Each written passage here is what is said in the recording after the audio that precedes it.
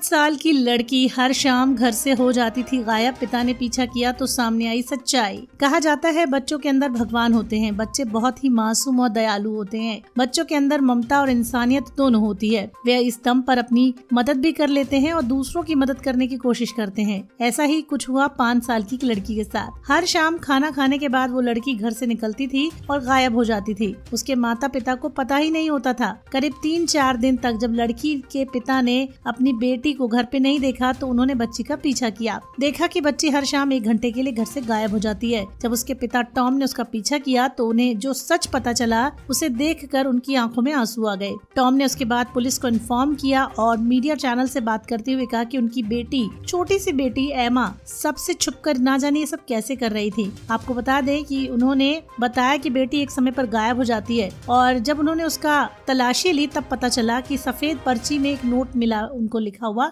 शाम ठीक 6:30 बजे अपने मैदान के पीछे वाले घर में आ जाना, सुनिश्चित करना कि तुम अकेली हो। ये सब लिखा हुआ था उस नोट पर। टॉम पढ़कर हैरान रह गया। उसने पीछा करने की सोची, बच्ची पर नजर रखी। बच्ची रोज वहाँ जाती थी। उस घर में कोई नहीं था। वो 50 सालों से खाली था। टॉम ने वहाँ पहुंचकर देखा वहाँ बालकनी में कोई एमा का इंतजार कर रहा था। जैसे ही वो वहाँ पहुंची उसने अंदर से दरवाजा बंद कर लिया। उसे वहाँ किसी महिला की आवाज सुनाई दी। टॉम ने वहाँ जाकर देखा तो उस कमरे में 20 कुत्ते मौजूद थे और साथ ही एक बूढ़ी औरत थी। उस बूढ़ी औरत ने अपनी कहानी सुनाई। वो एम्मा के स्कूल के पास वृद्धाश्रम में रहती थी। उसने एक दिन वहाँ से भागने का फैसला किया और फाइनली वो उस कमरे में आ गई। उसके पास खाने पीने को कुछ नहीं था, इसलिए उसने एम्मा को कहा कि वो